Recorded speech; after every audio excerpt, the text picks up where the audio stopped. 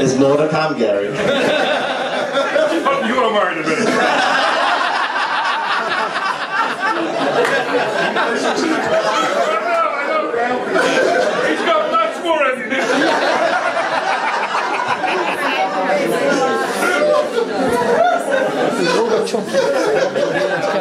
Hello everyone, I'm Robert Schwartzberg, and first of all I'd like to thank Ruth and Gary for putting on this party. As you all know, the Freedmans are the most hospitable and welcoming people you could hope to meet.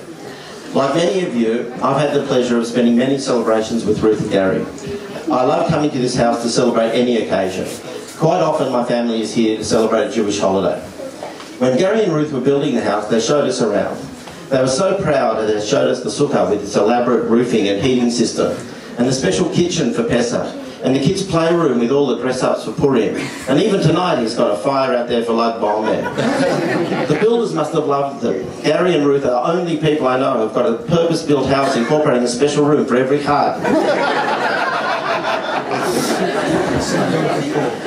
Now I'm going to change the subject now. I'm not going to talk about food.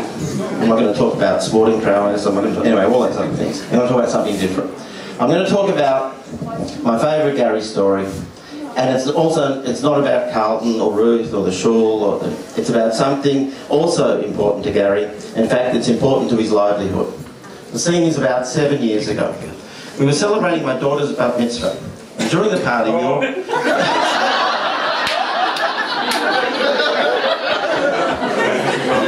I told you there was more to come. And you were worried about Ralph. I'm still worried about it. Well, during the party, we organised a number of party games, one of which was putting two people in one pair of oversized pants and having them hit a piñata. Well, one of my cousins was in this game, and he was feeling pretty good after having consumed copious amounts of alcohol. Unfortunately, this affected his aim with the piñata, and he was vigorously swinging at the overhanging object with his stick. He was over-enthusiastically following through. Fortunately, some of his swings connected with the piñata. Unfortunately for others, some of them missed. Particularly unfortunately for Gary, as he bore the brunt of my cousin's inebriated but vigorous bad aim. Gary was sitting close by, and a number of onlookers noticed the follow-through of a number of those swings, clipping Gary's legs. As this was happening, the onlookers also noticed the disappearance of Gary's initially calm demeanour. They noticed Gary's blood beginning to boil, and as they watched, they saw the signs of this change in his mood reflected in his face. It was changing from red to very red, and then to various shades of purple. Well, after a couple of hits in the leg, Gary screamed out, "Stop! Be careful!" as well as a few other choice expressions. Clearly, though, all his yelling was falling on deaf, drunk ears, as my cousin continued to swing clumsily at this ever-elusive piñata. Well, it didn't take long for Gary to decide, that's it, this is the end of the game. Or should I actually say, Gary decided it was now game on. Well, Gary's initial reflex was to put out his hand to protect his legs, but then disaster struck. A final, most powerful swing of my cousin's stick clipped Gary on the hand. Gary lost it. He jumped up. "Not the hands! Not the hands!"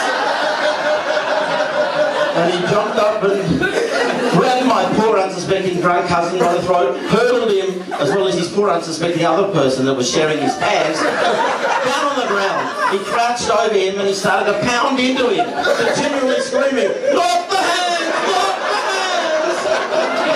hands!" Unfortunately, the very amused onlookers restrained Gary before he was able to inflict permanent grievous bodily harm. The end of the story is Gary's hands were and are fine. Thankfully, my cousin was so drunk he thought Gary's beating was part of the game. And the piñata remained intact. So Ruth, I don't know if you've got a piñata plan for tonight, but my advice all here, if you ask to hit the piñata, just say pass. Mazel tov, Gary, on your 50th.